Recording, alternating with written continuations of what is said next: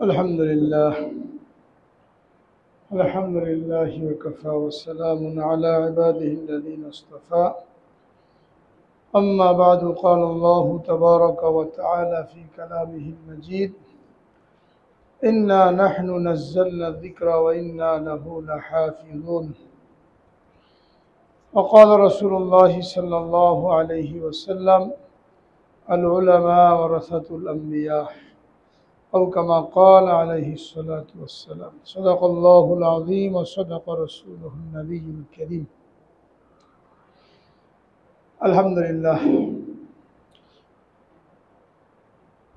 নিয়মিত আয়োজিত দাওয়া কোর্সে উপস্থিত ওলামায়ে কেরাম এবং বেরাদারানে ইসলাম, আল্লাহ রাব্বুল আলামিনের লাখ কোটি শুকরিয়া যে আল্লাহ রাব্বুল আলামিন আমাদেরকে এই কোর্সে শরীক হওয়ার মাধ্যমে অনেক বিষয় সম্পর্কে অবগত হওয়ার এমন একটা সুযোগ দান করেছেন, যে সুযোগ থেকে এখানে অনুপস্থিত লোকেরা বঞ্চিত। এটা আল্লাহ রাব্বুল আলামিন বহুত বড় নেয়ামত আমাদের জন্য। আমাদের ইতিহাস, আমাদের ঐতিহ্য, আমাদের উদ্দেশ্য, দায়িত্ব, এগুলি সম্পর্কে আমরা যখন অবগত হব, তখন একদিকে যেমন নিজেদের মর্যাদা আমরা উপলব্ধি করতে পারব, অন্যদিকে আমাদের দায়িত্ব উপলব্ধি করে সেই দায়িত্ব পালনে সচেতন হওয়া, সচেষ্ট হওয়া, এটা আমাদের জন্য সহজ হবে। মূলত মানুষ যখন তার উদ্দেশ্য ভুলে যায়, দায়িত্ব ভুলে যায়, ইতিহাস ভুলে যায়, তখনই তার দ্বারা দায়িত্বহীনতা প্রকাশ পায়। লক্ষ্য উদ্দেশ্যবিহীন কর্মকাণ্ডে তার সময়গুলি পার হয়। তো সেদিক দিয়ে আমাদের এই কোর্স, আমাদের এই মজলিস অত্যন্ত গুরুত্বপূর্ণ। কোরআনে কারীমের আগে আল্লাহ রাব্বুল আলামিন যত আসমানি কিতাব নাজিল করেছেন, যেহেতু সেই আসমানি কিতাবগুলি সীমিত সময়ের জন্য, সীমিত এলাকার জন্য ছিল, চিরদিনের জন্য না, সারা দুনিয়ার জন্য না। যে নবীর উপরে অবতীর্ণ হয়েছিল, ওই নবীকে কেন্দ্র করে তার কওম, তার জাতি, যতদিন নবী ছিলেন বা তারপরে অন্যান্য নবীরা আসছেন, কিন্তু স্থায়ী ছিল না কোনোটা। যার কারণে ওগুলোকে হেফাজত করা, ওইগুলোকে সংরক্ষণ করারও কোনো প্রয়োজন ছিল না, যেহেতু এটা একসময় যে রহিত হয়েই যাবে, তো হেফাজত করার কোনো দরকার নাই। এই জন্য কোনো কিতাব সম্পর্কে আল্লাহ রাব্বুল আলামিন এই ঘোষণা দেন নাই, তাওরাত হোক, জাবুর হোক, ইনজিল হোক, যে আমি এটাকে সংরক্ষণ করব, যেহেতু একসময় এটা রহিত হয়েই যাবে। হয়েছেও তাই। যতদিন পর্যন্ত ওই ধর্মের মেয়াদ ছিল, ওই কিতাবের মেয়াদ ছিল, ততদিন সেটা তার দাবি পুরা করেছে, তার উপরে লোকেরা আমল করেছে। অন্য কিতাব যখন আসছে, তো আর ওই কিতাবের হেফাজত করার প্রয়োজন পড়ে নাই। এই কারণেই তাওরাত, জাবুর, ইনজিল এই সবগুলো কিতাবের মধ্যে তাহরিফ হয়েছে, পরিবর্তন, পরিবর্ধন। কোনোটা পরিবর্তন করা হয়েছে, কোনোটা বাড়ানো হয়েছে। এই ধারাবাহিকতা চলতে চলতে জবুর তো এখন আর খুঁজে পাওয়া যায় না, তাওরাত শুধুমাত্র ইহুদিদের কাছে আছে, যেহেতু ইহুদিরা নির্দিষ্ট একটা জায়গায় তাদের ধর্মকে পালন করে। পৃথিবীর অন্যান্য অনেক দেশে যদিও কিছু কিছু ইহুদি আছে, কিন্তু তাদের মোটামুটি বসবাস, তাদের ধর্মের উপরে আমল করা, এটাও ইসরায়েল কেন্দ্রিক, ওখানে সীমিত। এই জন্য এই কিতাব ওইখানেই পাওয়া যায়, এই কিতাবের হুকুম আহকাম ওইখানেই পাওয়া যায়, আর কোথাও পাওয়া যায় না। আর খ্রিস্টানরা যেহেতু সারা দুনিয়া ছড়ানো, তারা তাদের ধর্মকে সারা দুনিয়াতে প্রচার করতে চায়। এই জন্য বাইবেল বা ইনজিল বা কিতাবে মুকদ্দাস যে কোনো নাম নেওয়া হোক, এই সমস্ত নামে তারা সারা দুনিয়াতে এটাকে প্রচার করার জন্য চেষ্টা করে। তো যে কোনো ভাষায় যে কোনো নামে এই কিতাব পাওয়া যায়, এটা অরিজিনাল কিতাব না, এটার মধ্যে বহু আগেই পরিবর্তন হয়ে গেছে। ওই ইহুদিরাই করেছে এটা। যখন ঈসা আলাইহিস সালাম আসলেন, তিনি দাওয়াত দিলেন, তার উপরে ইনজিল নাজিল হলো। তো ইহুদিরা দেখলো যদি এই ইনজিল এখন থাকে তো লোকেরা এর উপরে আমল করবে, তো আমাদের ধর্মের অনুসারী কমে যাবে, আমাদের কিতাবের গুরুত্ব কমে যাবে। এই জন্য হযরত ঈসা আলাইহিস সালামের দাওয়াতের শুরু থেকেই তারা তার বিরোধিতা করতে লাগলো, এবং এই বিরোধিতার পর্যায়ে এক পর্যায়ে যে তাকে হত্যার ষড়যন্ত্র করলো এবং চেষ্টাও করলো। আল্লাহ রাব্বুল আলামিন কুদরতিভাবে যে ঘরে তিনি অবস্থান করেছিলেন, ওখান থেকে আল্লাহ রাব্বুল আলামিন তাকে আসমানে উঠিয়ে নিলেন। আর যে লোক হত্যা করার জন্য ঢুকেছিল তার আকৃতি ওরকম হয়ে গেল ঈসা আলাইহিস সালামের মতো। অনেকক্ষণ যখন দেরি হয়ে গেল, এই লোককে বের হতে না দেখে বাইরে যারা অপেক্ষায় ছিল তারা ভিতরে ঢুকলো, এবং যেহেতু হত্যার নিয়তে যে প্রবেশ করেছিল তার চেহারা ঈসা আলাইহিস সালামের মতনই হয়েছিল, তো তাকে তারা হত্যা করে বসলো ঈসা আলাইহিস সালাম মনে করে, ওই ষড়যন্ত্রে বাস্তবায়ন করার জন্য। হত্যা করার পরে তারা চিন্তিত হলো যে আমরা কাকে মারলাম, আমাদের লোককে মারলাম নাকি যাকে মারা উদ্দেশ্য তাকে মারলাম। পরে দেখলো যদি উনাকে মারি তো আমাদের লোক গেল কোথায়, আমাদের লোককে যদি মারি উনি গেল কোথায়। একটা ধান্দার মধ্যে পড়ে গেল, দ্বন্দ্বের মধ্যে পড়ে গেল এরা। তো চেহারা হয়তো ঈসা আলাইহিস সালামের মতন হয়েছিল, কিন্তু নিচের অংশটা ওই লোকের মতনই ছিল যে লোক প্রবেশ করেছিল। তো যারা বুদ্ধিমান তারা পায়ের দিকে তাকিয়ে দেখলো যে ঈসা আলাইহিস সালাম না, এটা আমাদের লোক। কিন্তু এটাকে ধামাচাপা দেওয়ার জন্য তারা ওটাকে প্রকাশ করে যে তাকে হত্যা করা হয়েছে।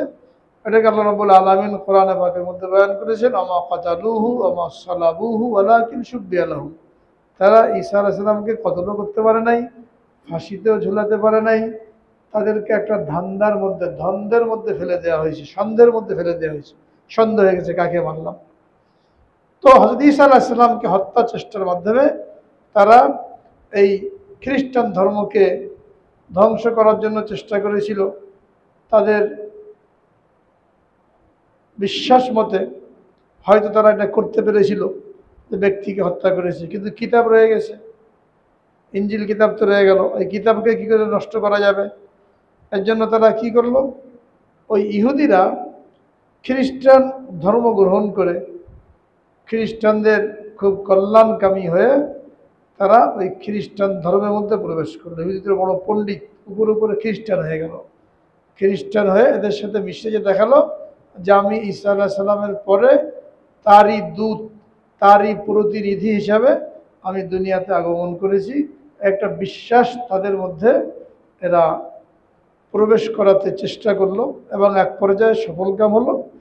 এরপরে সে কি করলো, ওই ইনজিলের মধ্যে পরিবর্তন করতে শুরু করলো, যার নাম ছিল সেন্ট পল। সে এটার মধ্যে পরিবর্তন করে পুরা আসমানি কিতাবকেই বদলে দিল। এই জন্য এখন যেটা পাওয়া যায় ইনজিল কিংবা বাইবেল, এটার সে আসল কিতাব নাই। এই জন্য আমাদের দেশে ইংরেজদের আমলে যখন ব্রিটেন থেকে পাদ্রীরা আসলো ইংরেজদের ছত্রছায়ায়, এখানে তারা খ্রিস্ট ধর্মকে প্রচার করার জন্য চেষ্টা করলো এবং অনেক লোককে খ্রিস্টান বানালো।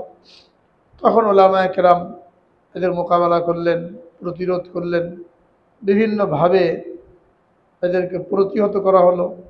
এক্ষেত্রে মুন্সি মেহেরুল্লাহ রহমতুল্লাহ আলাই, তার নাম বিশেষভাবে উল্লেখযোগ্য। তিনি বিভিন্ন আঙ্গিকে বিভিন্নভাবে এদের মোকাবেলা করলেন, এদেরকে প্রতিহত করলেন। শামসুল হক ফরিদপুরি রহমতুল্লাহ আলাই, উনিও এদের মুখোশ উন্মোচন করে বিভিন্ন কিতাব লিখলেন যে যারা খ্রিস্টান আসছে, পাদ্রীরা আসছে, হ্যাঁ এরা সব ভণ্ড প্রতারক। একটা কিতাব লিখলেন পাদ্রীদের গোমর ফাঁক, একটা ছোট কিতাব লিখে ওরা উম্মতকে সতর্ক করলেন পাদ্রীদের গোমর ফাঁক। আর একটা কিতাব লিখে চ্যালেঞ্জ করলেন, আসল ইঞ্জিল কোথায়? তারা বলছিল এটা ইঞ্জিল, আল্লাহ পক্ষ থেকে প্রেরিত কিতাব। উনি লিখলেন আসল ইঞ্জিল কোথায়, এটা চ্যালেঞ্জ করলেন। ভারতবর্ষে দারুল উলুম দেওবন্দের যারা ছিলেন, যাদের কাজই ছিল বাতিলের মোকাবেলা করা, মৌলানা রহমতুল্লাহ কিরানবী রহমতুল্লাহ আলাই, ইনি কিতাব লিখলেন ইজহারে হক নামে। আরবিতে 2 খণ্ডের কিতাব লিখলেন ইজহারে হক। সেখানে দলিল প্রমাণ দিয়ে খ্রিস্ট ধর্মের অসামঞ্জস্যতা, ইঞ্জিলের অসামঞ্জস্যতা, আল্লাহর বাণী এর মধ্যে না থাকা, মানুষের বানানো মন গড়া, এইগুলোকে সব তিনি এমন দলিল সহকারে তুলে ধরলেন যে এই কিতাবের কারণে তাদের দীর্ঘদিনের প্রোগ্রাম মিশন এটা ব্যর্থ হলো। এবং এই কিতাব আরব দেশ থেকে ছাপানো হলো, এরপরে ইংরেজিতে অনুবাদ হলো, উর্দুতে অনুবাদ হলো, হয়ে ব্যাপক আকারে সারা দুনিয়াতে ছড়িয়ে পড়ল।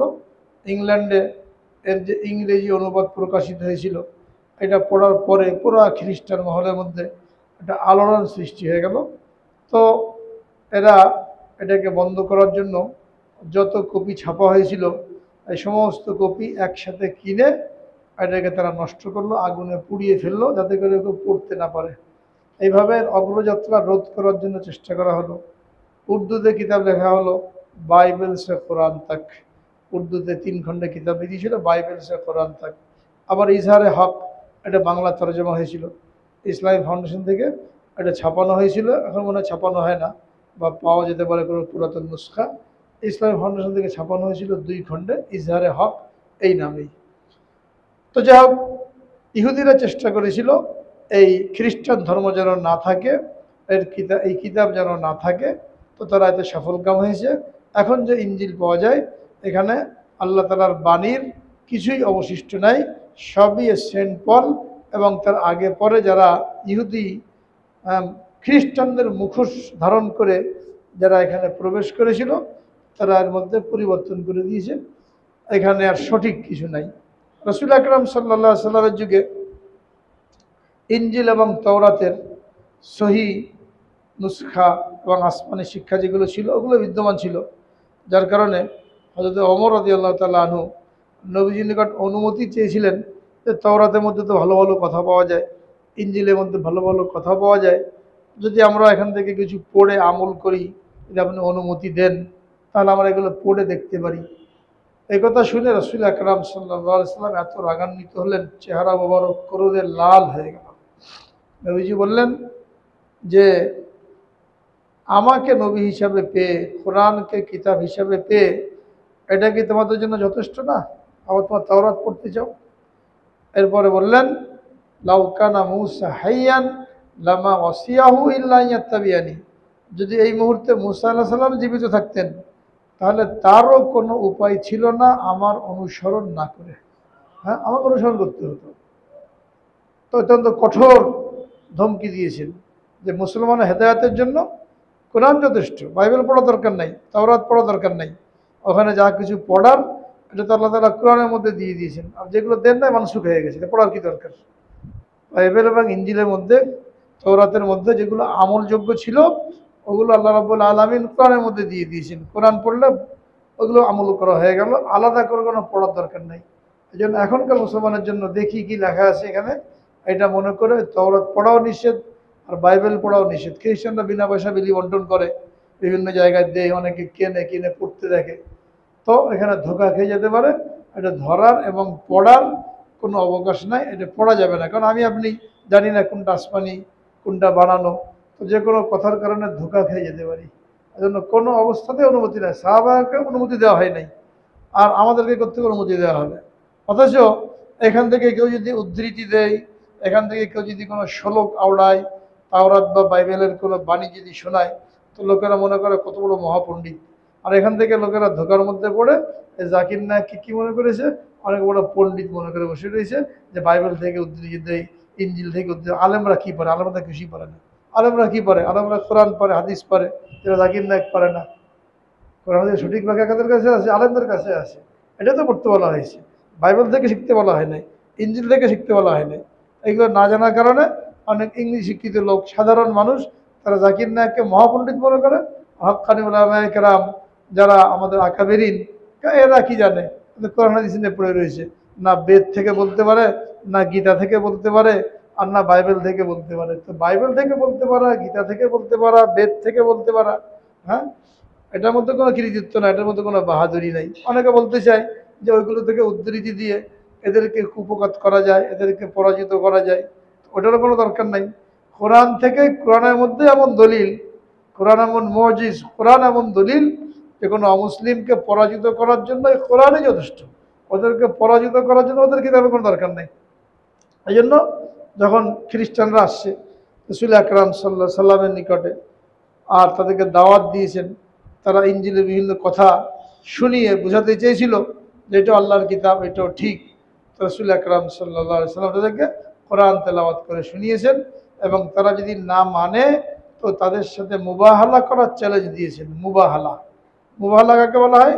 তোমাদের ছেলে মেয়ে সবাইকে নিয়ে আসবে, আমার ছেলে মেয়ে সবাইকে নিয়ে খোলা ময়দানে হাজির হবে, এবং সেখানে একথা বলবে যে যদি কোরআন ঠিক না হয়, নবীজি বলবে যদি কোরআন ঠিক না হয়, আমার উপরে, আমার ছেলে মেয়ে, নাতি নাতনি সবার উপরে আল্লাহর গজব পতিত হোক। এরা বলবে কোরআন যদি ঠিক হয় তাহলে আমার উপরে গজব নাজিল হোক। হ্যাঁ, খ্রিস্টানরা বলবে এটা। এই মুবাহালা চ্যালেঞ্জ দিয়েছিলেন, তো খ্রিস্টানরা কি করে নাই? এই চ্যালেঞ্জ গ্রহণ করে নাই। তারা জানতো যে কোরআন ঠিক, আমাদের কিতাবের মধ্যেও এই কোরআনের কথা বলা হয়েছে, শেষ নবীর কথা বলা হয়েছে। এই জন্য তারা সেই চ্যালেঞ্জ গ্রহণ করে নাই। কুল ইয়া আহলাল কিতাব তাআলাউ ইলা সাওয়াইন ইলা কালিমাতিন সাওয়াইন বাইনানা ওয়া বাইনাকুম, এই আয়াতের মধ্যে চ্যালেঞ্জ দেওয়া হয়েছে। তো যেহেতু এই সমস্ত কিতাব আল্লাহ রাব্বুল আলামিন হেফাজত করার দায়িত্ব গ্রহণ করেন নাই, এই জন্য ওর মধ্যে লোকেরা পরিবর্তন করতে পেরেছে। কোরআনে কারীম যেহেতু কিয়ামত পর্যন্ত থাকবে, সর্বশেষ কিতাব, আমাদের নবী সর্বশেষ নবী, তারপরে আর কোনো নবী আসবেন না, এই কিতাব সর্বশেষ কিতাব, এরপরে অন্য কোনো কিতাব আসবে না। এই জন্য আল্লাহ রাব্বুল আলামিন এটাকে সংরক্ষণ করার দায়িত্ব নিয়েছেন। ইন্না নাহনু নাযালনা যিকরা ওয়া ইন্না লাহু লাহাফিজুন, এই কিতাব আমি অবতীর্ণ করেছি, তাকিদের সাথে বলেছেন, এবং আমি অবশ্যই এটাকে হেফাজত করব।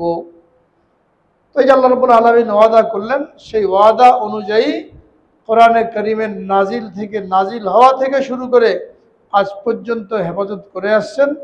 এবং যতদিন এই কোরআন থাকবে, যতদিন থাকবে মানে কিয়ামতের আগে কোরআনকে উঠিয়ে নেওয়া হবে। যখন কিয়ামতের আগ মুহূর্ত হবে, কোরআনকে উঠিয়ে নেওয়া হবে। একদিন সকালে লোকেরা দেখবে কোরআন শরীফ পড়ে আছে, ভিতরে কোনো লেখা নাই, লেখা উঠিয়ে নেওয়া হবে। কোরআন শরীফ গায়েব হবে না, কোরআন থাকবে কিন্তু কোনো লেখা থাকবে না। এই উঠিয়ে নেওয়ার আগ পর্যন্ত এর মধ্যে কেউ কোনো পরিবর্তন করতে পারবে না, একটা জের জবরেরও পরিবর্তন হবে না। এটা হলো আল্লাহ রাব্বুল আলামিন যে দায়িত্ব নিয়েছেন সংরক্ষণ করার, তার এটা পদ্ধতি। কিন্তু এই দায়িত্ব কিভাবে সংরক্ষণ করবেন? নিজে তো আর আসমানিভাবে করবেন না, এটা সংরক্ষণ করবেন তার বান্দাদের মাধ্যমে। এই জন্য আল্লাহ রাব্বুল আলামিন কোরআনে কারীমকে সহজ করে দিয়েছেন। ওয়ালাকাদ ইয়াসসারনাল কুরআনা লিযিকর ফাহাল মিন মুদ্দাকির, এই কোরআনকে আমি সহজ করে দিয়েছি, কে আছে এর থেকে উপদেশ গ্রহণকারী, এটাকে মুখস্থ করে নেওয়ালা। হ্যাঁ, এত বিশাল কোরআনে কারীম, কিন্তু আল্লাহ রাব্বুল আলামিন এত সহজ করে দিয়েছেন। 7 বছরের বাচ্চা সেও হাফেজ হয়ে যাচ্ছে, 8 বছরের বাচ্চা সেও হাফেজ হয়ে যাচ্ছে। কিন্তু সামান্য একটা কবিতার বই, একটা গল্পের বই কেউ যদি মুখস্থ করতে চায়, তো যত সাবলীল ভাষায় লেখা হোক, যত সুন্দর করে লেখা হোক, এটা কারোর দ্বারা সম্ভব না। পুরো বই মুখস্থ করে হুবহু শোনাতে থাকবে দিনের পর দিন, মাসের পর মাস। হয়তো মুখস্থ করতে পারে মেধার কারণে, কয়দিন পরে ভুলে যাবে, হ্যাঁ, আগ্রহ থাকবে না ওইটা পড়ার উপরে। কিন্তু কোরআনে কারীম এমন যে এটা আসতেই থাকে, আসতেই থাকবে পড়তে থাকলে। আর যদি কেউ কোনো ভুল করে, বড় থেকে বড় মানুষ যদি ভুল পড়তে থাকে, একটা ছোট বাচ্চাও তাকে লুকমা দিয়ে সতর্ক করতে পারে, কিন্তু অন্য কোনো বইয়ের মধ্যে এটা কখনো সম্ভব না। এইভাবে আল্লাহ রাব্বুল আলামিন তার বান্দাদের মাধ্যমে এটাকে হেফাজত করেছেন। আর বান্দারা এটাকে মুখস্থ করেছে কিসের মাধ্যমে? এই মাদ্রাসার মাধ্যমে। যার কারণে রাসূল আকরাম সাল্লাল্লাহু আলাইহি ওয়াসাল্লাম যখন নবুয়ত লাভ করলেন, নবুয়ত লাভ করার পরে সর্বপ্রথম তিনি মক্কায় মাদ্রাসা কায়েম করলেন। 1 বছর দাওয়াত দিলেন। দাওয়াত দেওয়ার পরে লোক যারা মুসলমান হচ্ছিল এদেরকে দিন শেখানোর জন্য, ইলম শেখানোর জন্য তিনি সর্বপ্রথম মাদ্রাসা কায়েম করলেন কাবা শরীফের পাশে, সাফা পাহাড়, সাফা পাহাড়ের পাশে এক সাহাবীর বাড়ি ছিল, আরকাম ইবনে আরকাম, যেটাকে দারে আরকাম বলা হতো। এইখানে সর্বপ্রথম মাদ্রাসা কায়েম করলেন। যারা মুসলমান হতো তাদেরকে সংগোপনে ওই বাড়িতে পাঠিয়ে দেওয়া হতো। যা কিছু কোরআনে কারিম নাজিল হতো তাদেরকে মুখস্থ করানো হতো। তখন যেহেতু কোনো আমল টামল আসে নাই, শুধু কোরআন নাজিল হতো, এই কোরআনের ব্যাখ্যা আর নৈতিক কিছু শিক্ষা, তো এগুলো শেখানোর জন্য তাদেরকে ওই দারে আরকামে পাঠিয়ে দেওয়া হতো।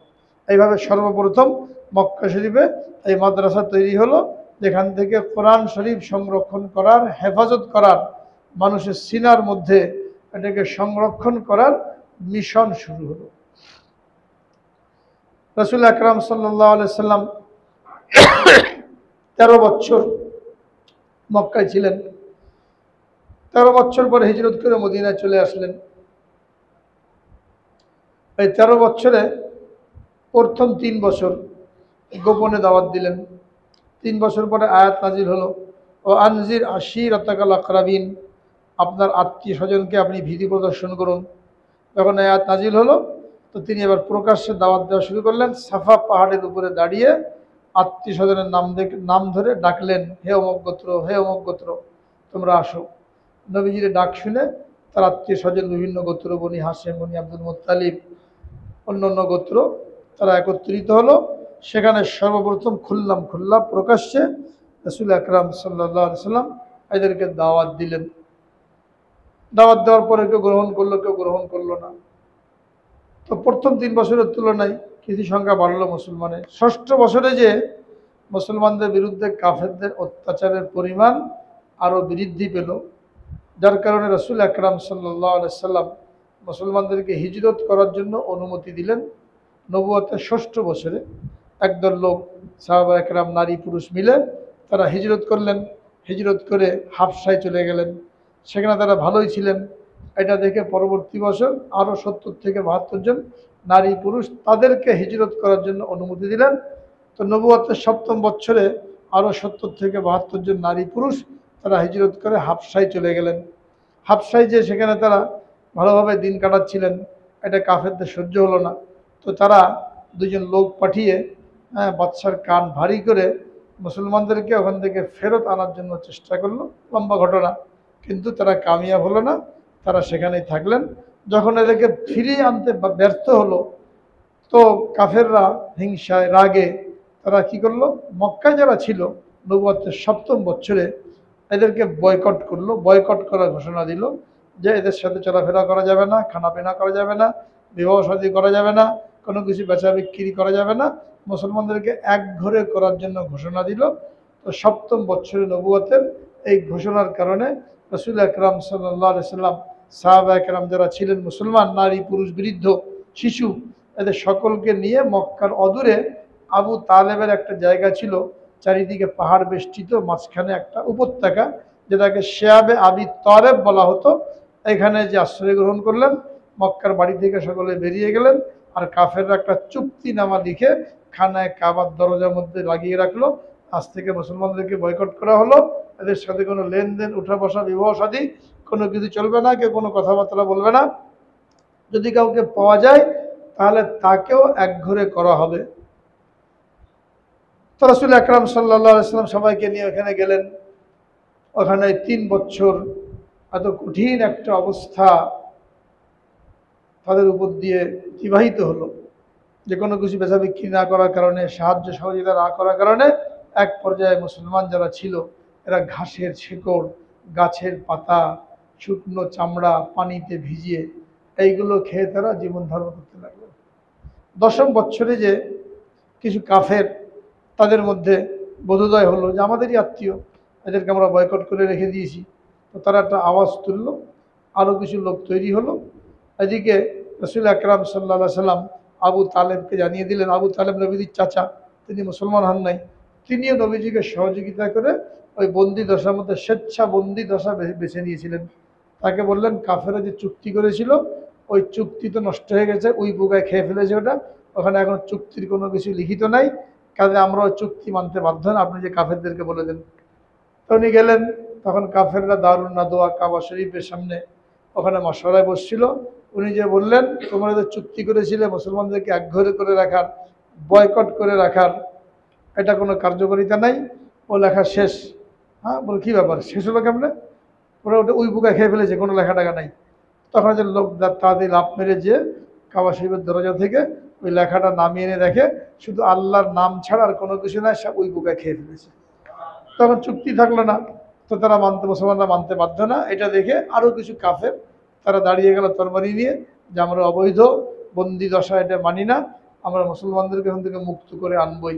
আবু জাহাল, আবু লাহাব, আবু সুফিয়ান, বড় বড় নেতা, এদের রক্ত চক্ষু উপেক্ষা করে এই 3-4 জন তরবারি নিয়ে ওইখানে গেলেন, আর রসুল আকরাম সাল্লাল্লাহু আলাইহি সাল্লামকে সমস্ত মুসলমান সহ ওখান থেকে নিরাপত্তা দিয়ে নিয়ে এসে নিজেদের বাড়িতে পৌঁছে দিলেন।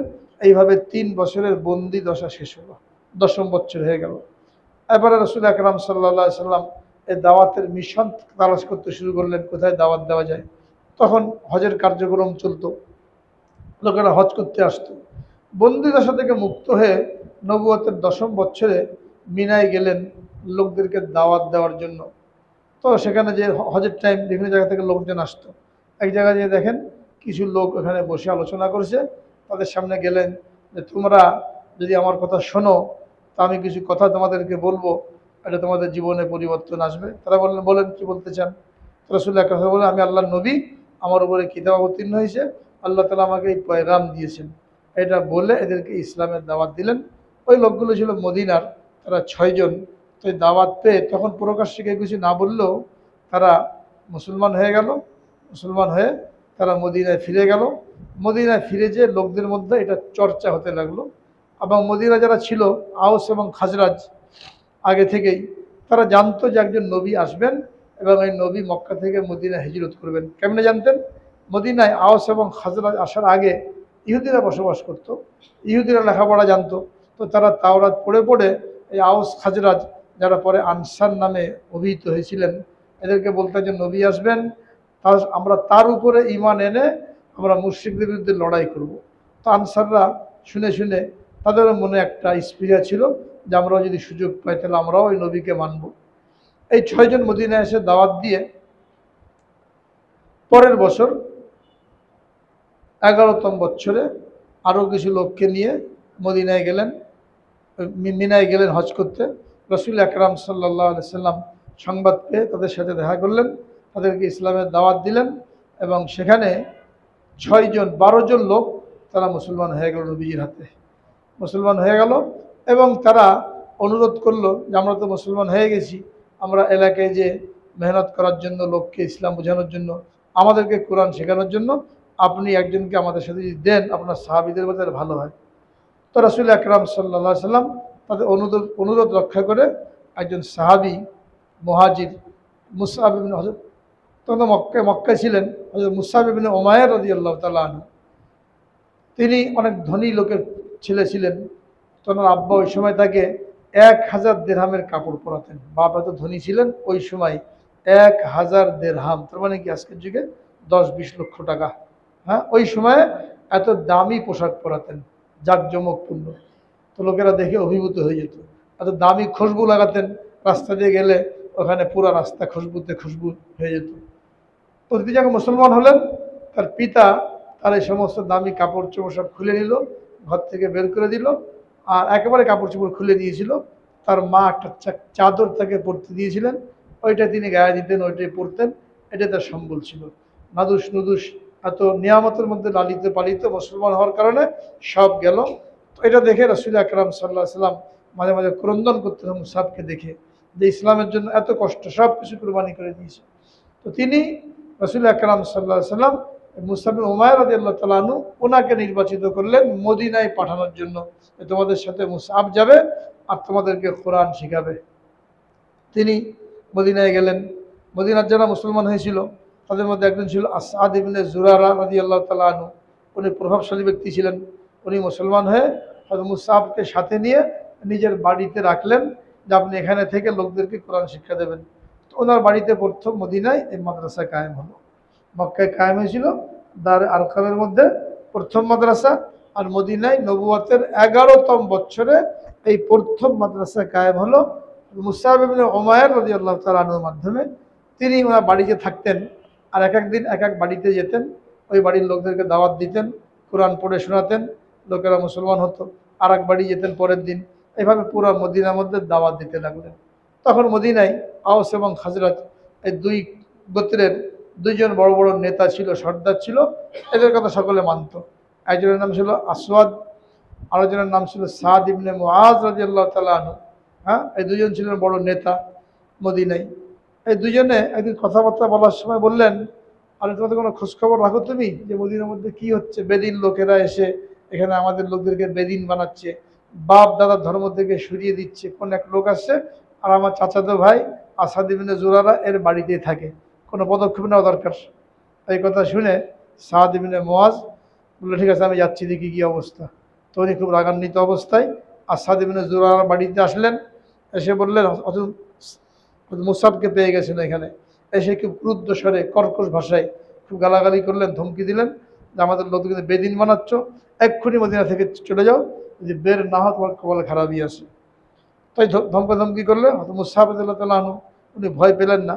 উনি খুব নম্র ভাষায় বললেন, আপনি আসছেন, একটু বসেন, আমাদের কথা শোনেন, কি বলি আমরা। যদি অন্যায় কিছু বলি তখন আপনি কোনো মন্তব্য করবেন না। শুনেই চিল্লাপাল্লা শুরু করলেন, আমরা কী বলতে চাই, কি শিখায় মানুষকে, একটু বসেন, শোনেন। ওনার নম্র ভাষা দেখে তার মনটা গলে গেছে, ঠিকই তো, না শুনে চিল্লাপাল্লা শুরু করলাম। তো উনি বসছেন। বসলে উনি ইসলামের মর্মমানেই শোনাতে শুরু করলেন। মাঝে মাঝে কোরআন পাকের তেলাওয়াত শুরু করলেন। কোরআনের তেলাওয়াত এমন এক জিনিস, হ্যাঁ, যে একবারই তেলাওয়াত শুনেছে মুশরিক হোক কাফের হোক, হ্যাঁ, তার জীবনে পরিবর্তন চলে আসছে। আবু জেহেলও তো রাতের অন্ধকারে এই কোরআন শোনার জন্য যেত। যখন এটা শুনলেন, কোরআনের তেলাওয়াত শুনলেন, ব্যাস অল্প সময়ের মধ্যে মন গলে গেছে, মুসলমান হয়ে গেছে। আসিনাকে বের করার জন্য মুসলমান হয়ে গেছে।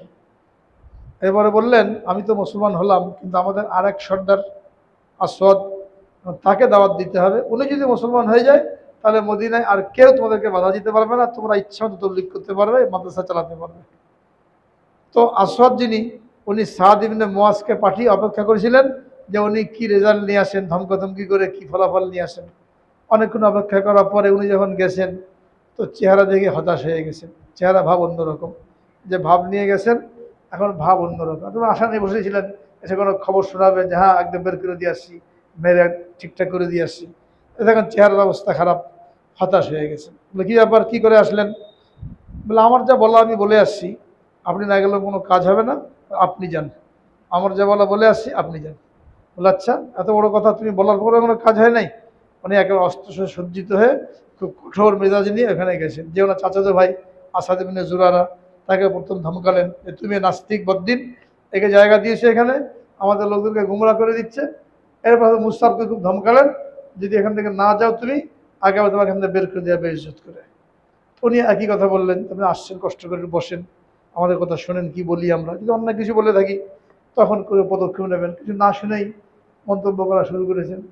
তখন এত নম্র স্বরে বললেন, তো উনিও বসে পড়েছেন। আর আসাদ ইবনে জুরারা মুসাফের কানে কানে বললেন, তিনি হলেন মদিনার সবচেয়ে বড় নেতা, উনি যদি লাইনে চলে আসে, মুসলমান হয়ে যায়, আমাদের আর কোনো চিন্তা নেই। তো এটা কানে কানে বলার কারণে উনি এভাবে দাওয়াত দিলেন, কোরআন তেলাওয়াত করলেন, ব্যাস উনিও 10 মিনিটের মধ্যে মুসলমান হয়ে গেছে। মদিনার দুই বড় নেতা দুজনেই মুসলমান হয়ে গেছে। এদিকে ওনার কওমের লোক মহল্লার মধ্যে সব ওনার বাড়িতে জমা হয়েছে যে উনি কী ফলাফল নিয়ে আসে, কি আমাদেরকে খবর শোনায়। এবার উনি গেছেন, যে দেখে সব পুরো গোত্রের লোকজন বসা।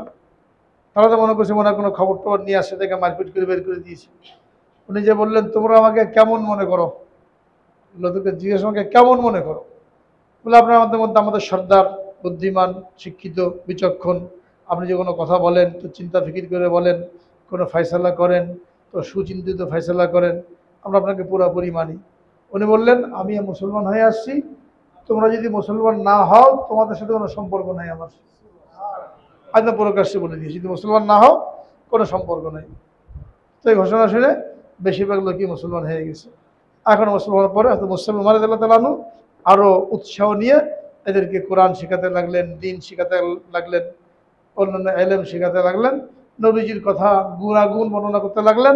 এখন সকলের মনের মধ্যে নবীজিকে দেখা যেন একটা খেয়াল, আগ্রহ পয়দা হতে লাগলো। আমরা দেখি নাই, শুনে শুনে মুসলমান হয়ে গেলাম, আপনাকে দেখা দরকার।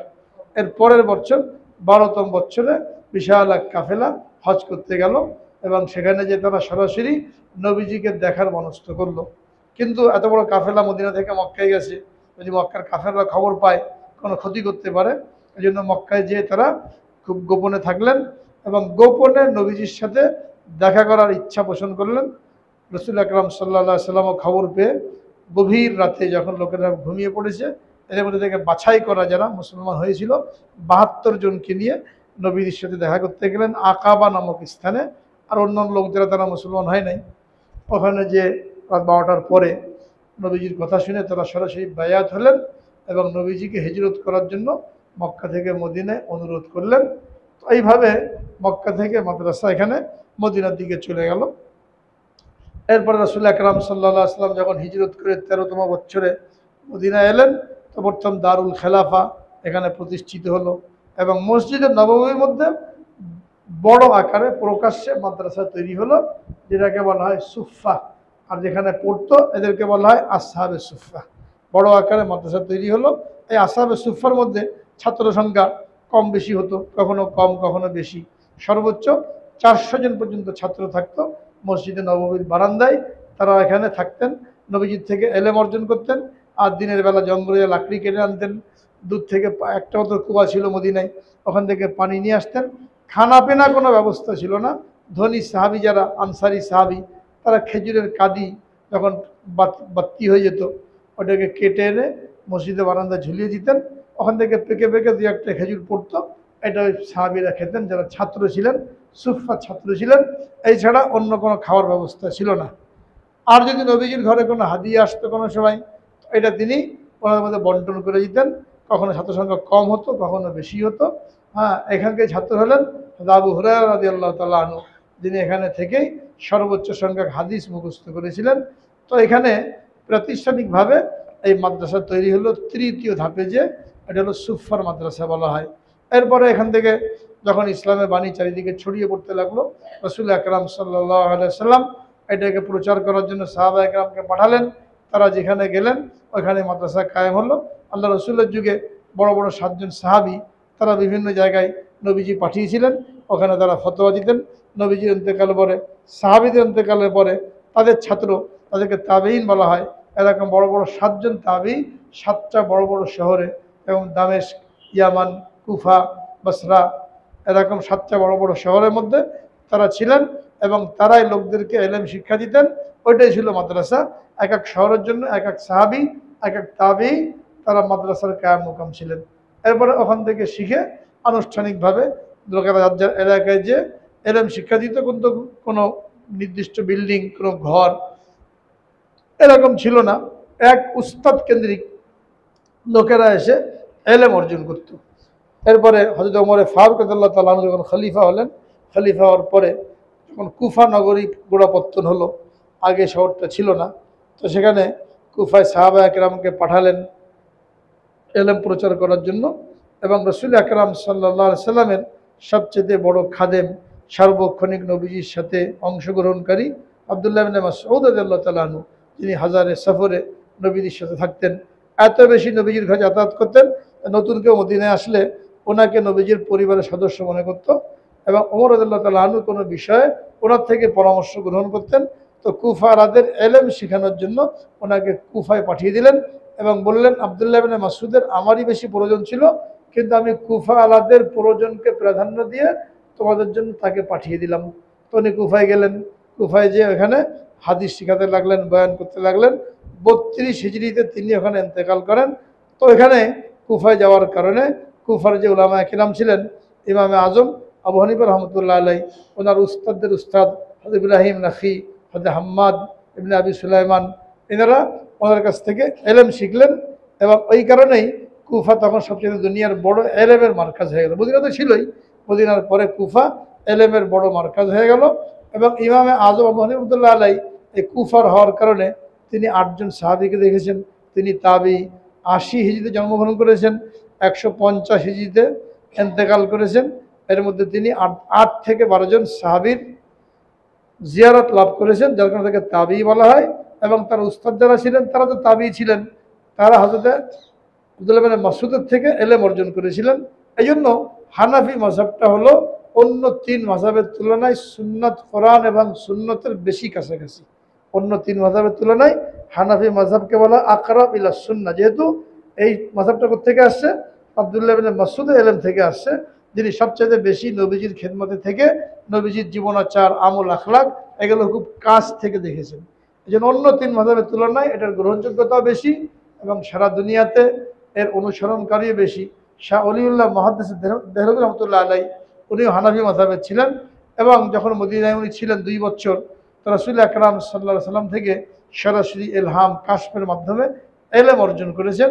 তিনি নবীজিকে জিজ্ঞেস করেছিলেন যে কোন মাযহাব আমি মানব, কোন মাযহাব ঠিক। নবীজি বলেছিলেন সমস্ত মাযহাবই ঠিক, তবে হানাফি মাযহাব এটা সুন্নতের বেশি কাছাকাছি, এটা নবীজির ভবিষ্যৎবাণী এবং সুসংবাদকৃত এই মাযহাব। এই জন্য উনি নিজেও হানাফি মাযহাবের ছিলেন। তো কুফার মধ্যে মাদ্রাসা কায়েম হলো, বসরায় মাদ্রাসা কায়েম হলো। এরপরে যখন আলী রাদিয়াল্লাহু তাআলা আনহু খলিফা হলেন, খলিফা হওয়ার পরে উনি মদিনা থেকে কুফায় চলে গেলেন, রাজধানী ওখানে স্থানান্তর করলেন। তো এলেম ওনার সাথে কুফায় চলে গেল, ওখানে বিশাল মার্কাজ গড়ে উঠলো, এলেমের মার্কাজ। এরপরে যখন 30 বছর পরে 40 হিজরিতে যখন খেলাফত শেষ হয়ে গেল, এরপরে মুলুকিয়াত শুরু হলো। মুআবিয়া রাদিয়াল্লাহু তাআলা আনহু, হযরত আলী এবং হাসান রাদিয়াল্লাহু আনহু খেলাফত শেষ হওয়ার পরে উনি তখন পুরোপুরি ক্ষমতার কেন্দ্রবিন্দুতে আসলেন। উনি তখন সিরিয়ার রাজধানী দামেস্ক, এটাকে রাজধানী ঘোষণা করে দারুল খেলাফা ঘোষণা করে ওখান থেকে শাসন কার্য পরিচালনা করতে লাগলেন। তো কুফা থেকে এখন এই এলেমের মার্কাজ চলে গেল সিরিয়ায়, দামেস্কে। 142 হিজরিতে যখন বনু উমাইয়াদের পতন হলো, পতন হওয়ার পরে তখন খেলাফত আসলো বনু আব্বাসদের হাতে, আব্বাসী খলিফা, যারা 142 থেকে 695 পর্যন্ত বনু আব্বাসের খেলাফত ছিল। এদের দারুল খেলাফত ছিল বাগদাদ। তখন এখানে এলেমের মার্কাজ বাগদাদে চলে আসলো। হারুনুর রশিদ, মামুনুর রশিদ, মুতাসিম বিল্লাহ, এই সমস্ত এরা আব্বাসী খলিফা ছিলেন। ওখানে দারুল খেলাফত এবং এলেমের মার্কাজ কায়েম হয়ে গেল। এবং বাগদাদের মধ্যে এত বিশাল এলেমের মার্কাজ, এত উলামায়ে কেরামের সমাগম, এত কিতাবাদি লিখিত, যখন হালাকু খানের হাতে, চেঙ্গিস খানের হাতে এই বাগদাদের পতন হলো, তো তারা এই সমস্ত কিতাবগুলোকে নদীর মধ্যে নিক্ষেপ করেছিল।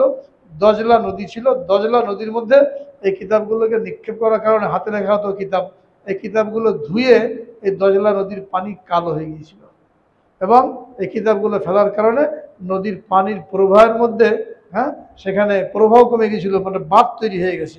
এই পরিমাণ কিতাব ওখানে লেখা হয়েছিল আর তারা এগুলো নষ্ট করেছে। যখন বাগদাদের পতন হয়ে গেল, বাগদাদের পতন হওয়ার পরে এই খেলাফত চলে গেল মিশরে, ফাতেমি খেলাফত সেখানে শুরু হলো। তখন এলেমের মার্কাজ মিশরে চলে গেল। মিশরে যখন এদের পতন হলো, তখন নুরুদ্দিন জঙ্গি, সুলতান সালাহউদ্দিন আইয়ুবী, এনাদের খেলাফতের মধ্যে, এনা মিশরের পাশেই ছিলেন, সেখানে আবার এই খেলাফত কায়েম হলো। এরপরে ওখান থেকে এলেমের এই মার্কাজ এটা চলে আসলো ভারতবর্ষে। ভারতবর্ষে 700 বছর পর্যন্ত মোগল বংশসহ, 820 বছর পর্যন্ত মোগল সহ বিভিন্ন বংশ, ঘড়ি বংশ, সূরি বংশ, তুগলক বংশ, মোগল বংশ, এই সমস্ত বংশ মিলে এরা 820 বছর পর্যন্ত ভারতবর্ষ শাসন করেছে। এই সময় পুরা ভারতের মধ্যে এই এলেমের চর্চা, ইসলামী কেন্দ্র সারা দুনিয়ার থেকে বেশি এখানে গড়ে উঠেছিল। এর আগে আংশিকভাবে স্পেনের মধ্যে যখন খেলাফত কায়েম হয়েছিল, স্পেনে 700 বছর পর্যন্ত খেলাফত ছিল, ওইখানেও বিশাল এলেমের মার্কাজ গড়ে উঠেছিল। বড় বড় কিতাব, তফসিরে কুরতুবি এটা ওখানে লেখা, তফসিরে বাহরে মুহিত, এই তফসিরের কিতাব ওটা স্পেনের মধ্যে লেখা। যেমন গ্রানাডা, কর্ডোবা, এগুলোকে আরবিতে বলে গরনাতা, কুরতুবা, এখানে অনেক উলামায়ে কেরাম ছিলেন 700 বছর পর্যন্ত। ওখানে স্পেনে খেলাফতের পতন হওয়ার পরে এই খেলাফত চলে গেল মরক্কো, মরক্কো রাজধানী রাবাত, ওখানে চলে গেল। ওখান থেকে একটা অংশ চলে আসলো হিন্দুস্তানে, হিন্দুস্তান থেকে একটা অংশ চলে গেল আবার তুরস্কে। তুরস্কে 300 বছর পর্যন্ত উসমানী খেলাফত ছিল। উসমানী খেলাফতের আমলে ওইখানেও এলেমের বিশাল মার্কাজ গড়ে উঠেছিল। কিন্তু মরক্কো হোক, স্পেন হোক, তুরস্ক হোক, এইগুলোর তুলনায় এলেমের চর্চা সবচেয়ে বেশি হয়েছিল ভারতবর্ষে, যেহেতু রাষ্ট্রীয় পৃষ্ঠপোষকতা পাওয়ার কারণে এখানে বিশাল একটা এলমি মার্কাজ গড়ে উঠলো। স্বয়ং যারা হিন্দু ঐতিহাসিক তারা স্বীকার করেছে যে মোগলদের আমলে শুধুমাত্র দিল্লিতে 1000 মাদ্রাসা ছিল, মাদ্রাসা মক্তব 1000 ছিল। আর বাংলা, বিহার, উড়িষ্যা নবাব সিরাজউদ্দৌলার আমলে, আলিবর্দী খাঁ, মুর্শিদ কুলি খাঁ, এদের আমলে এখানে 80,000 মাদ্রাসা ছিল। এটা ইংরেজরাও লিখে গেছে, হিন্দুরাও এদের ইতিহাসের মধ্যে লিখে গেছে ৮০,০০০ মাদ্রাসা ছিল। এই মাদ্রাসাগুলোকে চালানোর জন্য সরকারিভাবে জমি লিজ দেওয়া ছিল, জায়গির দেওয়া ছিল। এইগুলোর আয়ে এই মাদ্রাসাগুলি চলবে, কারো কাছে হাত পাততে হবে না। এইভাবে ৮০০ বছর পর্যন্ত ভারতবর্ষে ইসলামী পতাকা উড্ডীন ছিল, ইসলামের চর্চা এগুলো ব্যাপক আকারে ছিল। এরপরে যখন ইংরেজরা 1500 খ্রিস্টাব্দে কিছু পরে ভারতবর্ষে আসলো, ওই ভাস্কো ডা গামা সে আবিষ্কার করে ভারতে আসলো। এরপরে এক মোগল বাদশাহ অসুস্থ হওয়ার কারণে ইংরেজদের মাধ্যমে চিকিৎসা করিয়ে তাদেরকে একটা পরগনা লিখে দিল। সে পরগনায় তারা যে ওইখানে আস্তে আস্তে ভারতবর্ষের এই সম্পদ দেখে তারা লোভিয়ে উঠলো, এটাকে কিভাবে হজম করা যায়, নিজেদের দেশে নেওয়া যায়। তারা কুঠি তৈরি করতে লাগলো এবং বাণিজ্যের নামে জাহাজ ভর্তি করে অস্ত্র নিয়ে এসে ওদিকে তামিলনাড়ুর এখানে, পশ্চিমবঙ্গের এখানে হুগলিতে, চন্দননগরে, কলকাতার মধ্যে ফোর্ট উইলিয়াম দুর্গ এটা তারা স্থাপন করলো এবং এখানে অস্ত্র নিয়ে আসলো। এরপরে তারা প্রথম আক্রমণ করলো 1757 সালে 23শে জুন পলাশির ময়দানে সিরাজউদ্দৌলার বিরুদ্ধে। তারা লড়াই অবতীর্ণ হলো, যার সেনাপতি ছিল মীর জাফর। মুসলমানরা এখানে জয় লাভ করেই ছিল। সন্ধ্যার দিকে যে গাদ্দারি করার কারণে ইংরেজরা তাকে লোভ দিয়েছিল। লর্ড ক্লাইভ যে ইংরেজদের সেনাপতি ছিল, সে লোভ দেওয়ার কারণে যে তোমাকে এখানকার নবাব বানানো হবে, সে বিশ্বাসঘাতকতা করলো এবং আরেকটু লড়াই করলে ঘণ্টাখানেক তখন মুসলমানদের জয় হতো। কিন্তু সে সেনাপতি সৈন্যদেরকে হাত গুটিয়ে নিতে বললো, কামান বন্ধ হয়ে গেল, গুলি বন্ধ হয়ে গেল, যার কারণে ইংরেজরা এখানে জয়লাভ করলো। সিরাজউদ্দৌলা পালিয়ে গেলেন আর মীর জাফরকে তখন সামান্য সেই প্রতিশ্রুতি বাস্তবায়ন করার জন্য সামান্য ক্ষমতা দেওয়া হয়েছিল, পরে তাকে হত্যা করা হয়েছে। গাদ্দারি ফল সে পেয়ে গেছে। 57 সালে এই বাংলা, বিহার, উড়িষ্যা এইখানে এই নবাবী এবং মুসলিম আমল এগুলো তো অস্তমিত হয়ে গেল। এখান থেকে ইংরেজরা দিল্লির দিকে অগ্রসর হলো। তখন দিল্লিতে মোগলদের শাসন চলছিল একদম শেষের দিকে। তারা বিলাসিতার কারণে লাল কেল্লা সহ তাজমহল এবং অন্যান্য বিলাসিতার মধ্যে লিপ্ত হওয়ার কারণে এদেরও ক্ষমতা শেষ হয়ে আসছিল। ইংরেজরা কলকাতা দখল করার পরে এখান থেকে যুদ্ধ করতে করতে রওনা হলো দিল্লির দিকে। 100 বছর বিভিন্ন শহর নগর এগুলোকে পদানত করতে করতে 1857 সালে তারা দিল্লির উপকণ্ঠে যে উপনীত হলো এবং সেখানে লড়াই শুরু করলো। মুসলমানরা প্রতিহত করার জন্য তারা প্রথম স্বাধীনতা যুদ্ধ ঘোষণা করলেন 1857 সালে। এরপরে হিন্দু মুসলিম সিপাহী যারা ছিল এরাও এতে যোগ দিল। কিন্তু এই যে প্রথম মুসলমানরা শুরু করলো, এটাকে গোপন করার জন্য এটার নাম দিয়েছে সিপাহী বিদ্রোহ। এটা সিপাহী বিদ্রোহ ছিল না, এটা ছিল মুসলমানদের প্রথম স্বাধীনতা যুদ্ধ ইংরেজদের বিরুদ্ধে 1857 সালে। কিন্তু 1857 সালের 31শে মে ওখানে ওই মুসলমানদের গাদ্দারির কারণে মুসলমানদের পতন হলো। শেষ মোগল সম্রাট বাহাদুর শাহ জাফর তাকে গ্রেফতার করে বার্মার রেঙ্গুনে নির্বাসনে পাঠানো হলো।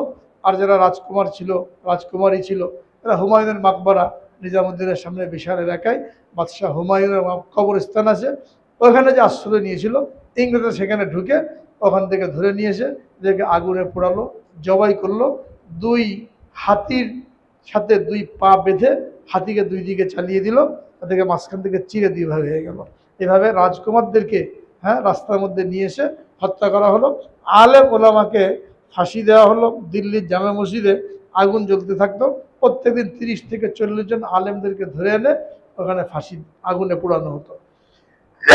5 লক্ষ লোককে শহীদ করা হয়েছিল 1857 সালে। 5 লক্ষ মুসলমানকে শহীদ করা হয়েছিল এবং কলকাতা থেকে খাইবার পর্যন্ত রাস্তার 2 দিকে জিটি রোড, যেটাকে বলা হয় গ্র্যান্ড ট্রাঙ্ক রোড, যেটা 1530 সালে শের শাহ সুরি তৈরি করেছিলেন। কলকাতা থেকে খাইবার পর্যন্ত, আফগানিস্তানের সীমানা পর্যন্ত গ্র্যান্ড ট্রাঙ্ক রোড, দুদিকে বড় বড় গাছ ছিল।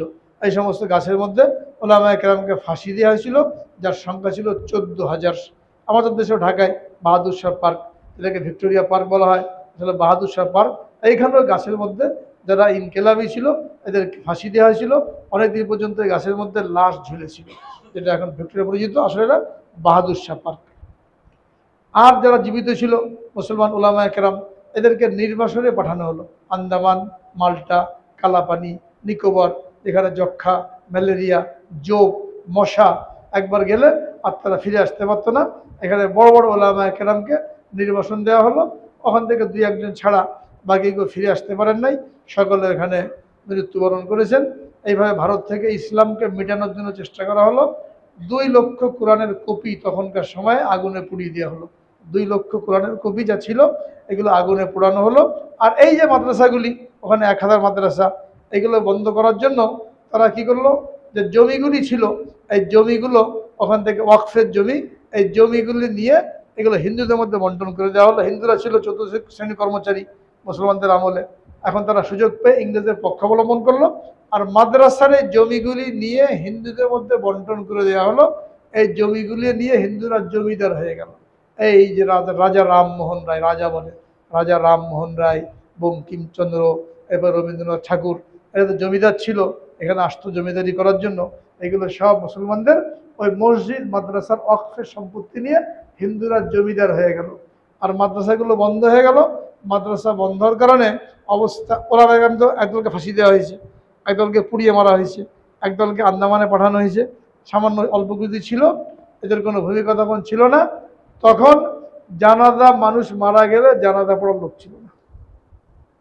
যেখানে 1000 মাদ্রাসা, লাখ লাখ ওলামায়ে কেরাম, অবস্থা এমন দাঁড়ালো জানাজা পড়ার লোক নেই, বিয়ে পড়ানোর লোক নেই। হিন্দুদের মতন আগুনের দিকে 7 পাক ঘুরে মুসলমানদের বিয়ে হতো। 1857 31শে মে মোগলদের পতন হলো। ওলামায়ে কেরাম যারা ছিলেন, রশিদ আহমদ গাঙ্গুহি রহমতুল্লাহ আলাই, কাসিম রহমতুল্লাহ আলাই, হাফিজ জামিন শহীদুর রহমতুল্লাহ আলাই, হাজি ফজলুল হোসেন আবেদ রহমতুল্লাহ আলাই, ফজলুর রহমান রহমতুল্লাহ আলাই, এনারা আত্মগোপনে ছিলেন। এরপর অবস্থা স্বাভাবিক হলে 1866 সালে, 7 বছর পরে, ওনারা একত্রিত হয়ে জাতির অবস্থা নিয়ে চিন্তা করলেন যে অবস্থা যদি চলে তো 800 বছরের ঐতিহ্য, মসজিদ মাদ্রাসা খানকা, এগুলো কিছুই থাকবে না। এখন ইংরেজদের সাথে মোকাবেলা করেও আমাদের সম্ভব না। এটার মোকাবেলা করার জন্য আমাদেরকে অন্য কোনো পদ্ধতি অবলম্বন করতে হবে, মাদ্রাসা কায়েম করতে হবে, যার মাধ্যমে এলেমের হেফাজত হবে এবং সেখান থেকে মুজাহিদ তৈরি হবে। এটা পরামর্শ করে তারা 6 জন প্রথম দারুল উলুম দেওবন্দের প্রতিষ্ঠাতা, তারা 6 জন একমত হলেন। একটা রুমাল ধরলেন, যার পকেটে যা আছে এখানে ফেলেন চান্দা, এই দিয়ে মাদ্রাসা তৈরি হবে। আর এখানে 6 জনে 2 টাকা 1 টাকা করে ফেললেন। এরপরে দেওবন্দ, সাহারানপুর জেলার দেওবন্দ নামক জায়গা, একদম শেষ প্রান্তে যেখানে ময়লা তৈরি ফেলা হতো, একটা মসজিদ ছিল মোগল আমলের, 3 গম্বুজওয়ালা বাবরি মসজিদের মতো ছোট, 7টা মসজিদ বলা হতো। এই মসজিদের সামনে একটা ডালিম গাছ ছিল, ওই ডালিম গাছের নিচে তারা আনুষ্ঠানিক ক্লাস শুরু করলেন। দেওবন্দেরই এক ছেলে, অল্প বয়স, নাম মাহমুদ হাসান, আর মিরাটের একজন উস্তাদ, তার নাম মোল্লা মাহমুদ। ওনাকে মিরাট থেকে নিয়ে আসা হলো, ছাত্রকে দেওবন্দ থেকে নিয়ে আসা হলো। দুজনকে ডালিম গাছের তলে বসিয়ে সবক শুরু হলো, দারুল উলুম দেওবন্দ শুরু হলো। এক ছাত্র, এক উস্তাদ, দুজনের নাম মাহমুদ, 2 মাহমুদ দিয়ে দারুল উলুম দেওবন্দ শুরু হলো। উদ্দেশ্য কী ছিল? এই দারুল উলুম দেওবন্দের মাধ্যমে আবার ভারতবর্ষের বুকে মুসলমানদের মধ্যে আল্লাহর হুকুম, আল্লাহর রসুলের তরিকা মতন পরিচালনা করা। দারুল উলুম দেওবন্দ প্রতিষ্ঠার উদ্দেশ্য ছিল যে আহলে সুন্নাত ওয়াল জামাতের যে আকীদা বিশ্বাস, এই আকীদা বিশ্বাসকে ধারণ করে সেখানে আবার এই ঐতিহ্যকে ফিরিয়ে আনা হবে। তাদের ইখলাস, উম্মতের জন্য দরদ, উম্মতকে ভাবে বদ্দিন হতে দেখে যে ব্যথা ছিল, এই ব্যথার কারণে আল্লাহ রাব্বুল আলামিন দারুল উলুম দেওবন্দকে এমন কবুল করলেন যে ওই প্রথম ছাত্র মাহমুদুল হাসান দেওবন্দি, উনি ওখান থেকে ফারেক হলেন, শাইখুল হিন্দ নাম ধারণ করলেন এবং এরপরে 1912 সালে যে রেশমি রুমাল আন্দোলন শুরু করলেন, তার আন্দোলন আস্তে আস্তে মহিরুহে পরিণত হয়ে এর কারণে ইংরেজরা 1947 সালে এই ভারত থেকে বিতাড়িত হলো। তো ভারত থেকে বিতাড়িত হওয়ার পিছনে মূল ভূমিকা ওলামায়ে দেওবন্দের, যে উদ্দেশ্য নিয়ে শুরু করেছিলেন মাদ্রাসা, ওনার মাধ্যমেই হুসাইন আহমদ মাদানী রহমতুল্লাহ আলাই, আনোয়ার শাহ কাশিমুল্লাহ আলাই, হেফজুর রহমান সাহেদ রহমতুল্লাহ আলাই, আবুল কালাম আজাদ রহমতুল্লাহ আলাই, এনারা একত্রিত হয়ে এই স্বাধীনতার আন্দোলনকে এগিয়ে নিয়ে পরে তারা কি করলেন, এটাই মূল কারণ হয়ে গেল এদেরকে এখান থেকে বিতাড়িত করার। এবং এই কারণ দেওবন্দের বরকতেই 47 সালে ইংরেজরা এখান থেকে বিতাড়িত হলো। এবং দিনের যত লাইনে মেহনত, এই সমস্ত লাইনের মেহনতগুলো দারুল উলুম দেওবন্দের উলামায়ে কেরাম যে উদ্দেশ্য নিয়ে ময়দানে নেমেছিলেন, রাজনীতির লাইনে, তবলিগের লাইনে, লেখনির লাইনে এবং তাজকিয়ার লাইনে, এই 4টা লাইনে রাসূল আকরাম সাল্লাল্লাহু আলাইহি ওয়াসাল্লাম মেহনত করে গেছেন। ওলামায়ে দেওবন্দ ঠিক এই 4 লাইনে মেহনত করে জাতিকে আবার জাগিয়ে তুললেন এবং এই দারুল উলুম দেওবন্দের মাধ্যমে আবার সারা দুনিয়াতে ইসলামের নবজাগরণ হলো। আনোয়ার শাহ কাশ্মীর রহমতুল্লাহ আলাই ওনার লেখালেখি এবং দর্শ ইত্যাদির মাধ্যমে এই দিনের কোরআনে হাদিসের খেদমত হলো। হুসাইন আহমদ মাদানী রহমতুল্লাহ আলাই উনি পড়ানোর পাশাপাশি সিয়াসি ময়দানে অবতীর্ণ হলেন, রাজনীতির ময়দানে অবতীর্ণ হলেন এবং রাজনৈতিকভাবে মুসলমানদেরকে প্রতিষ্ঠিত করলেন। ওনার ইলিয়াস রহমতুল্লাহ আলাই ইনিও দেওবন্দের সূর্য সন্তান, উনিও তবলিগের মাধ্যমে নীরব আন্দোলন করে সারা বিশ্বে ইসলামের দাওয়াতকে ছড়িয়ে দিলেন। হাকিমুল উম্মত মুজাদ্দিদুল মিল্লাত আশরাফুল থানউতুল্লাহ আলাই উনি খানকার মাধ্যমে আবার এই ইসলার কাজ শুরু করলেন এবং যে সমস্ত বেদাত সমাজের মধ্যে ঢুকে পড়েছিল এটাকে তিনি দূর করলেন। তো 4 লাইনে ওলামায়ে দেওবন্দ মেহনত করেছেন, রাজনীতির লাইনে, লেখনের লাইনে, তবলিগের লাইনে, ইসলার লাইনে, তাজকিয়ার লাইনে, যে 4 জিম্মাদারি দিয়ে আম্বিয়া কেরামকে পাঠানো হয়েছিল। ওলামায়ে দেওবন্দ এই 4 লাইনে মেহনত করে শুধু ভারতবর্ষেই না, আবার কি করেছেন, সারা দুনিয়াতেই এই এলেমের ঝান্ডাকে উড্ডীন করেছেন। এই জন্য দেওবন্দ এবং দেওবন্দি, এখানে কাকে বলা হয় দেওবন্দি? তো আল্লামা ইকবাল বলছেন, দেওবন্দি মানে দেওবন্দে অধ্যয়নকারী শুধু নয়, বরং সহি আকিদা ও সহি আমলে বিশ্বাসী বিশ্বের প্রতিটি ব্যক্তি দেওবন্দি, চাই তিনি আরব হন, অনারব হন, প্রাচ্যের হন, পাশ্চাত্যের হন, সাদা হন, কালো হন, আলিয়ার পড়ুয়া হন, কওমি পড়ুয়া হন, আলেম হন কিংবা গায়রে আলেম, মাপকাঠি একটাই, সেটা হলো সহি আকিদা ও সহি আমলে বিশ্বাস স্থাপন। সহি আকিদা এবং সহি আমলে বিশ্বাস স্থাপন স্বয়ং দেওবন্দে বা কোনো মাদ্রাসায় পড়ুয়া কোনো আলেমও যদি এই মাপকাঠি ব্যতিক্রম হয় তাহলে তিনিও দেওবন্দি বলে গণ্য হবেন না, অর্থাৎ আহলে সুন্নাত ওয়াল জামাতের অন্তর্ভুক্ত হবেন না। আবার দেওবন্দে না পড়েও এই আকিদা এবং যে মাপকাঠি যেটা এইতে বিশ্বাসী হলে তিনিও দেওবন্দি বলে গণ্য হবেন। এই জন্য দেওবন্দ এবং দেওবন্দি এর মাপকাঠি কি? সহি আকিদা এবং সহি সুন্নতের উপরে আমল, যেটা দারুল উলুম দেওবন্দের মূল উদ্দেশ্য ছিল, যাতে তারা 1966 সালের 30শে মে 1966 সালের 30শে মে এই দারুল উলুম দেওবন্দ কায়েম হয়েছিল। তখন থেকে এখনো পর্যন্ত এই টার্গেটকে সামনে রেখে তারা কাজ করে যাচ্ছেন এবং দুনিয়ার এমন কোনো দেশ নাই এখানে দারুল উলুমের শাখা নাই, দারুল উলুম দেওবন্দের ফাজেল নাই। হ্যাঁ, আমরাও এই আকিদা বিশ্বাস যে মাপকাঠি এতে সামিল হয়ে আমরা দেওবন্দে না পড়েও আমরা কি হতে পারি? দেওবন্দি হতে পারি। তাহলে এই যে দেওবন্দের এর মাধ্যমে সারা দুনিয়াতে যেটা ছড়িয়ে পড়ছে এটা কি হবে? আমরা এর মধ্যে শরিক হয়ে যাব। তো অল্প সময় বেশি কথা বলা গেল না। এই যে কিতাবটার মধ্যে এর মধ্যে বিস্তারিত দেওয়া আছে, আরও জানতে চাইলে বিস্তারিত এটা সংগ্রহ করবেন। এখানে পুরো ইতিহাস এবং দেওবন্দের মাপকাঠি, উদ্দেশ্য এবং উলামায়ে দেওবন্দ কি কি অবদান তারা রেখেছেন সমস্ত লাইনে বিস্তারিত দেওয়া আছে। আল্লাহ পাক আমাদের সকলকে এই মানহাজকে সামনে রেখে চলার তৌফিক দান করেন। আখিরু দাওয়ানা আলহামদুলিল্লাহি রাব্বিল আলামিন।